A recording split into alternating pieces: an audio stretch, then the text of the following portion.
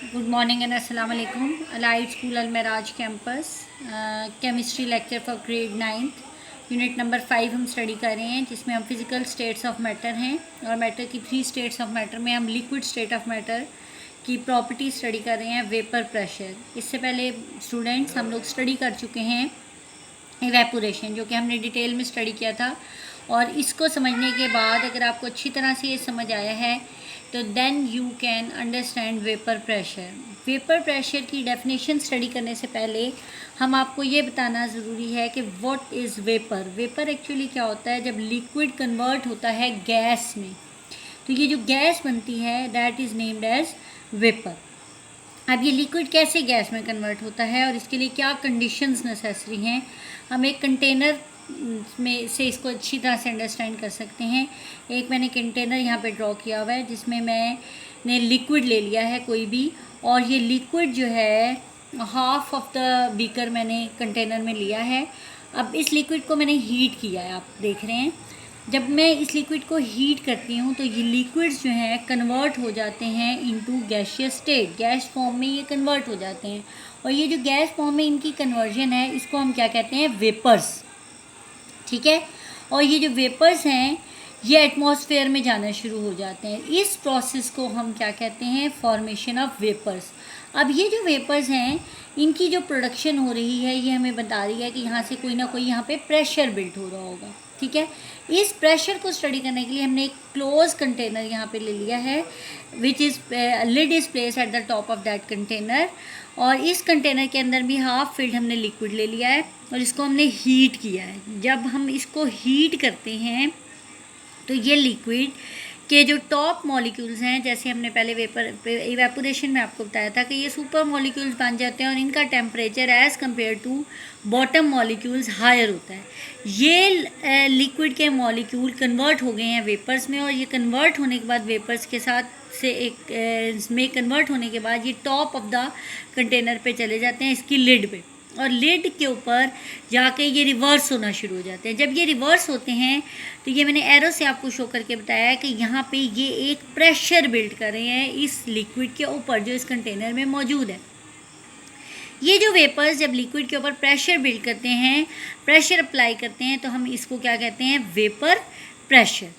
यानी कि ये प्रेशर बिल्ड कर रहे हैं और इस प्रेशर की बिल्डिंग के प्रोसेस को हम क्या कहते हैं? Vapour pressure. अब आपको इस कंटेनर से ही कंडीशन समझ आ गई होंगी कि ये एक वेपराइजेशन जो की फॉर्मेशन हो रही है, ये इवेपोरेशन का ही प्रोसेस है। और इसको हमने हीट, इसके लिए एक स्पेशल कंडीशन है कि कांस्टेंट टेम्परेचर हम इसको देते जा रहे हैं। लिक्विड वेपर्स में कन्वर्ट होता है। एक कंडीशन मैंने आपको यहाँ पे मिस कर गई हूँ बताना, वो ज़रूरी है कि जब हम लिक्विड को किसी क्लोज कंटेनर में हीट करते हैं तो कंटेनर क्लोज करने से पहले वहाँ पे एयर प्रेजेंट होती है। हम इस एयर को वैक्यूम पंप के थ्रू पहले रिमूव कर देते हैं ताकि यहाँ पे कोई भी एयर का पार्टिकल ना हो, क्योंकि अगर यहाँ पे एयर का पार्टिकल होगा तो वो भी एक प्रेशर बिल्ड करेगा इस लिक्विड के ऊपर। तो उसको हम वैक्यूम पंप के ज़रिए रिमूव कर देते हैं कंटेनर से। अब सिर्फ जो लिक्विड यहाँ पे मौजूद है उसके जो वेपर्स प्रोड्यूस हो रहे हैं वो प्रेशर बिल्ड कर रहे हैं, और इससे क्या चीज़ प्रोड्यूस हो रही है? Vapour pressure. अब आप बुक से डेफिनेशन इसकी एक दफ़ा देख लें कि वेपर प्रेशर क्या है? The pressure exerted by the vapours of liquid. के प्रेशर, ये वो प्रेशर होता है जो vapours of the liquid exert करते हैं एट इक्विलिब्रियम, यानी कि एक इक्विलिब्रियम प्रोड्यूस होना चाहिए with the liquid at particular temperature. अब इस डेफिनेशन में उसने 3 पॉइंट्स हमें बताए हैं कि प्रेशर प्रोड्यूस होता है वेपर्स से, और वो वेपर्स कहाँ से आते हैं? इस लिक्विड से जिसको हमने गैसियस स्टेट में कन्वर्ट किया। अब हम जब लिक्विड को गैस में यानी कि वेपर में कन्वर्ट करना है तो उसके लिए हमें क्या रिक्वायर्ड है? टेम्परेचर। और वो टेम्परेचर क्या होना चाहिए? एक पर्टिकुलर टेम्परेचर होना चाहिए, यानी कि एक ख़ास टेम्परेचर जो कि कांस्टेंट कंसिडर कर ले। सपोज अगर हमने रखा है तो ये 30 डिग्री टेम्परेचर है सपोज, ठीक है। और अब हम इस टेम्परेचर को चेंज नहीं करेंगे। इस डेफिनेशन में 3 बातें आपको बताई गई हैं कि वेपर की प्रोडक्शन हो रही है लिक्विड से, और ये लिक्विड के ऊपर ही प्रेशर एक्सर्ट कर रहे हैं एट पर्टिकुलर टेम्परेचर, और ये इक्विलिब्रियम स्टेट में होगा। इक्विलिब्रियम क्या है जी? इक्विलिब्रियम हम स्टडी करते हैं इक्विलिब्रियम स्टेट क्या है? जब रेट ऑफ वेपराइजेशन और रेट ऑफ कंडेंसेशन इक्वल हो जाए। हमने जब इवेपोरेशन का टॉपिक पढ़ा था तब भी हमने आपको बताया था कि एक फॉर्मेशन होती है लिक्विड इनटू गैस, जिसको हम क्या कहते हैं? वेपर्स की फॉर्मेशन, यानी कि वेपराइजेशन। और जब ये vapours again into liquid convert होते हैं तो इस प्रोसेस को हम क्या कहते हैं? कंडेंसेशन। ये प्रोसेस क्या कहलाता है? कंडेंसेशन। यानी कि लिक्विड का गैस में कन्वर्ट होना वेपराइजेशन है और गैस का अगेन लिक्विड में कन्वर्ट होना कंडेंसेशन है। अब रेट ऑफ कंडेंसेशन, जब रेट ऑफ इवेपोरेशन के रेट ऑफ वेपोराइजेशन और रेट ऑफ कंडेंसेशन जब एक दूसरे के इक्वल हो जाए तो इस प्रोसेस को हम क्या कहते हैं? इक्विलिब्रियम स्टेट कहते हैं। अब ये जो इक्विलिब्रियम स्टेट है, इसके लिए भी हमें एक कंटेनर से हमें स्टडी करना चाहिए ताकि हमें क्लियर हो जाए कि जितनी अमाउंट में इस कंटेनर के अंदर लिक्विड है, यानी कि हाफ लिक्विड अगर हमने कवर किया हुआ है और इस कंटेनर को हमने क्लोज कर दिया लिड से, वैक्यूम पंप से हमने इसमें एयर भी रिमूव कर दिया, तो जितना इसमें लिक्विड मौजूद है ये लिक्विड उतने ही वेपर्स में कन्वर्ट होगा। और जब वेपर में कन्वर्ट हो जाता है तो रेट ऑफ वेपराइजेशन और रेट ऑफ कंडेंसेशन इक्वल होने चाहिए, बट इन ऑपोजिट डायरेक्शन। यानी कि जितने नंबर ऑफ यहाँ पे लिक्विड प्रेजेंट है उसमें से जितने नंबर ऑफ वेपर्स बन रहे हैं उतने ही कंडेंस होंगे। ठीक है, कंडेंसेशन और वेपराइजेशन का जो प्रोसेस है वो जब इक्वल होगा तो इसको हम क्या कहते हैं? Equilibrium state. और ये जो इक्विलिब्रियम स्टेट है ये एक्चुअली डायनेमिक इक्विलिब्रियम है। डायनेमिक इक्विलिब्रियम क्यों कहते हैं हम इसको? क्योंकि ये इक्वल और ऑपोजिट डायरेक्शन में होता है, यानी कि हर वक्त होने वाला लेकिन opposite in direction. It means it is name as dynamic. Dynamic का मतलब होता है हर वक्त मूव करने वाली चीज़, बट इन इक्विलिब्रियम स्टेट। यहाँ तक आपको वेपराइजेशन एंड कंडेंसेशन का रेट की हेल्प से हमने आपको बताया कि इक्विलिब्रियम स्टेट या डायनेमिक इक्विलिब्रियम स्टेट क्या है, जिससे हमने जो चीज़ हमारी डेफिनेशन में एक्सप्लेन की गई थी। रेट वेपर प्रेशर जो है वो कुछ फैक्टर्स के ऊपर डिपेंड करता है, वो फैक्टर्स हम वन बाय वन डिस्कस कर लेते हैं। रेट ऑफ वेपराइजेशन जी 3 फैक्टर्स पे डिपेंड करता है। फर्स्ट है नेचर ऑफ लिक्विड, कि लिक्विड किस नेचर का होना चाहिए। सेकंड है हमारा साइज ऑफ मॉलिक्यूल और थर्ड हमारा है जी temperature. First of all we are discussing rate of liquid. Rate of liquid nature of liquid. ठीक है स्टूडेंट्स, नेचर ऑफ लिक्विड का क्या मतलब है? लिक्विड्स जो हैं वो 2 तरह के नेचर में प्रेजेंट हैं, एक पोलर एक नॉन पोलर।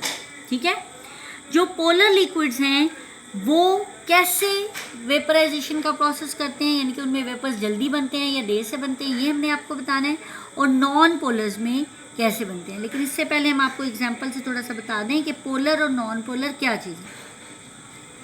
पोलर जी वाटर इसकी एग्जांपल है। आप सबको पता है कि वाटर के दरमियान कोवलेंट बॉन्ड की फॉर्मेशन होती है, और ये जो कोवलेंट बॉन्ड है ये सेम मॉलिक्यूल सेम एटम के दरमियान नहीं है। हिट्रो एटम्स के दरमियान जब कोई भी कोवलेंट बॉन्ड बनता है तो ऐसे कोवलेंट बॉन्ड को हम पोलर कोवलेंट बॉन्ड कहते हैं।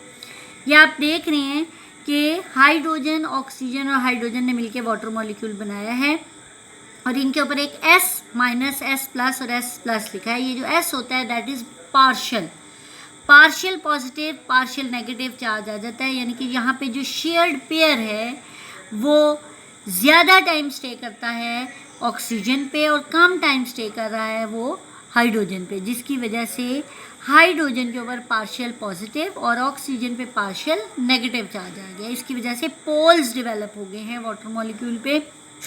यहाँ पे भी ऐसा ही है। ये जो पोल्स हैं इनकी वजह से हम वाटर को क्या कहते हैं? ये एक पोलर लिक्विड है। जबकि नॉन पोलर लिक्विड है अल्कोहल। फॉर एग्जांपल इथेनॉल इसकी एग्जांपल है। ये भी कोवलेंट बॉन्ड बना रहा है, लेकिन यहाँ पे इस साइड पे जो हाइड्रोजन्स हैं और यहाँ पे जो ऑक्सीजन है वो यहाँ पे पोल की डेवलपमेंट नहीं होने दे रहे, इसलिए इसको नॉन पोलर इन नेचर कहा जाता है। अब जो पोलर लिक्विड्स होते हैं वो has low vapour pressure then non polar liquids. क्या रीज़न है इसकी जी? पोलर लिक्विड में वेपर प्रेशर लो होता है नॉन पोलर लिक्विड्स की निस्बत। रीज़न ये है कि जो पोलर लिक्विड्स हैं जितने भी, उन सब में स्ट्रॉन्ग इंटरमॉलिक्यूलर फोर्सेस होती हैं। इंटरमॉलिक्यूलर फोर्सेस कौन कौन सी? एक पोलर बॉन्ड की फॉर्मेशन और दूसरा हाइड्रोजन बॉन्डिंग। ये दोनों फोर्सेस हैं, ये वाटर को वेपर में कन्वर्ट होने में टाइम रिक्वायर्ड होता है, इनको ज़्यादा टेम्परेचर रिक्वायर्ड होता है और ज़्यादा टाइम रिक्वायर्ड होता है। इसकी वजह से इनका वेपर प्रेशर पोलर लिक्विड्स का लो होता है, जबकि नॉन पोलर लिक्विड्स का वेपर प्रेशर हाई होता है। फॉर एग्जांपल है, vapour pressure of water is lower than that of vapour pressure of alcohol. Second इसका फैक्टर है जी साइज ऑफ मॉलिक्यूल। लिक्विड में जितना स्मॉल साइज होगा मॉलिक्यूल का, वो इतनी ही जल्दी इवेपोरेट करेगा। अगर मॉलिक्यूल स्मॉलर इन साइज है तो उसकी इवेपोरेशन का प्रोसेस रैपिड होगा, जबकि अगर साइज़ बड़ा हो गया है तो मॉलिक्यूल देर से इवेपोरेट करेगा, यानी कि उसको अपना वज़न उठाने में, अपना वेट बियर करने में टाइम लग जाता है, ज़्यादा टाइम रिक्वायर्ड होता है उसको वेपर में कन्वर्ट होने में, क्योंकि उसके बॉन्ड्स बहुत ज़्यादा होते हैं। फॉर एग्जांपल हेक्सेन एक ऑर्गेनिक कंपाउंड है जिसमें 6 कार्बन और 14 हाइड्रोजन है। ये एक छोटा मॉलिक्यूल है एज़ कम्पेयर टू डिकेन। डिकेन का साइज़ बहुत बड़ा है, उसमें 10 कार्बन्स हैं, तो हेक्सेन को थोड़ा टाइम लगेगा इवेपोरेट होने में, जबकि डिकेन को ज़्यादा टाइम रिक्वायर्ड होगा। थर्ड पॉइंट है जी टेम्परेचर। टेम्परेचर के ऊपर भी वेपर प्रेशर डिपेंड करता है, और ये बिल्कुल सिमिलर पॉइंट है जो हमने इवेपोरेशन में पढ़ा था। अगर आपको वो याद है तो आपको ये बहुत जल्दी समझ आ जाएगा। हाई टेम्परेचर जब होता है तो ज़्यादा इवेपोरेशन का प्रोसेस होगा, तेज़ होगा इवेपोरेशन का प्रोसेस, और वेपर भी ज़्यादा बनेंगे। जब वेपर ज़्यादा बनेंगे तो प्रेशर भी ये ज़्यादा बिल्ड करेंगे। तो टेम्परेचर डायरेक्टली प्रोपोर्शन है इवेपोरेशन के।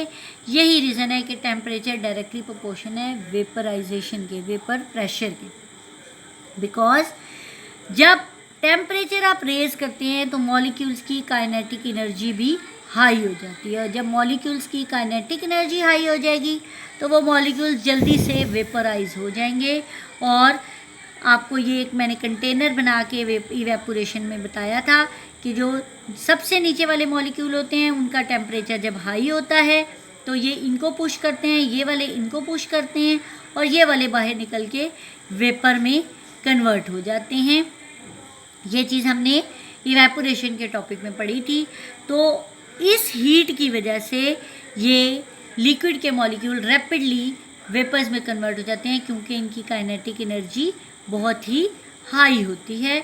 और जब इनकी काइनेटिक एनर्जी ज़्यादा होगी तो वो वेपर्स में कन्वर्ट हो जाएंगे, और जब यहाँ पे ढेर सारे वेपर्स प्रोड्यूस होंगे तो वेपर प्रेशर ऑटोमेटिकली ज़्यादा हो जाएगा।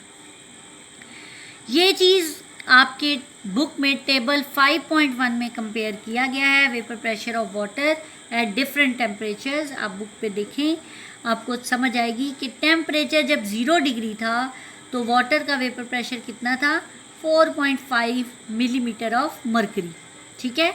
और जब टेम्परेचर 100 डिग्री हो गया तो वाटर का वेपर प्रेशर कितना हो गया, 760 मिलीमीटर ऑफ मर्करी।